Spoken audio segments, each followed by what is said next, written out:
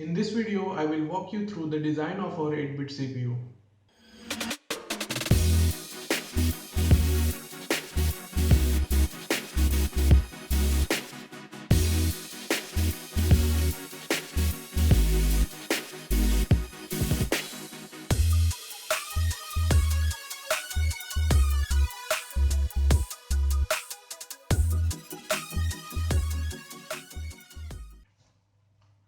Hey guys, welcome back to the channel. In last video, I introduced you to my project of 8-bit CPU. In this video, I will walk you through the design of our CPU with the help of a block diagram. So without wasting any time, let's get started.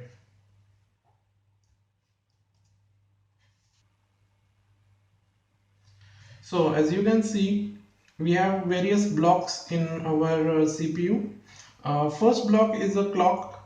So this block generates clock signal for all of our components. In simulation, we can generate any clock signal. So any frequency. So I have not yet decided what frequency we'll be using, but yeah, in simulation we can generate any frequency.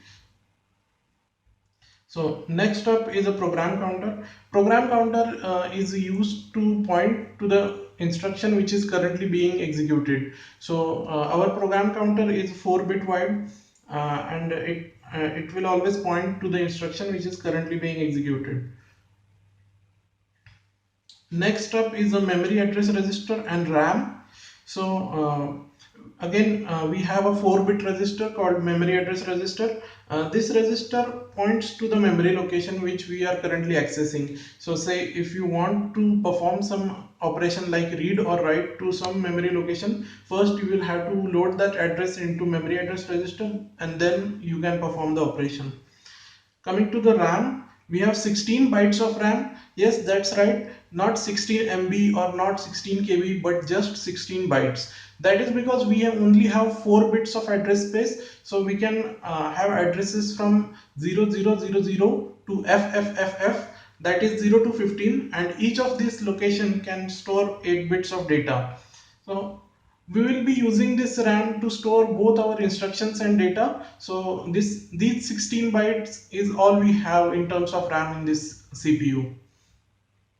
Next up are our general purpose register. We have two of those. Our general purpose registers are 8-bit wide, and they are connected to our main bus, and they are also connected to our ALU with a direct port. So ALU uses these registers to perform various operations and execute our instructions. So coming to the ALU, since it is a very basic CPU, our ALU is not capable of doing much. Actually, our ALU performs only addition and subtraction of two 8-bit numbers, and yes, that's all our ALU is capable of doing. Coming to the output register, this is again a register which is 8-bit wide. I have kept this register to visualize the output of our like result of our instructions. So in simulation, of course, we can monitor the waveform of any of these blocks. But when we will be implementing this CPU on say physical FPGA board, we will need something to display our results to the outside world. So maybe we can attach some LEDs or 7-segment display to this port. So this output register is kept for that purpose.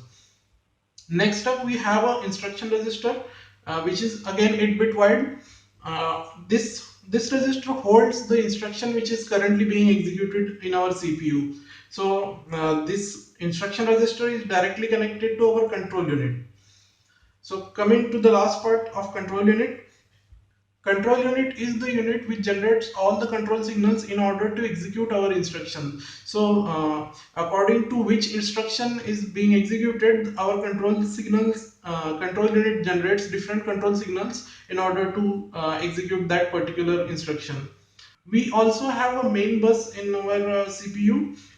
It is 8-bit wide and it connects to almost all the components.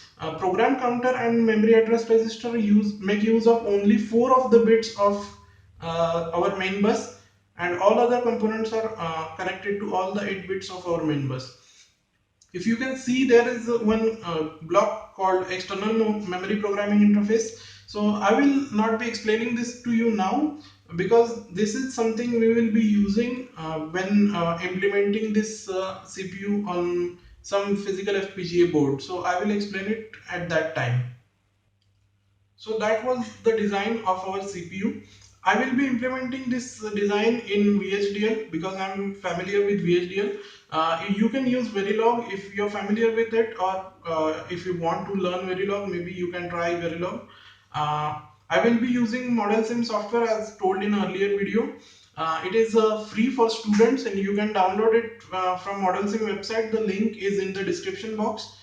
If you intend to follow along this tutorial, please make sure you install Model Sim before next video comes out. I hope to post the next video soon. Please subscribe to the channel to see the next video, and see you in the next video. Thank you.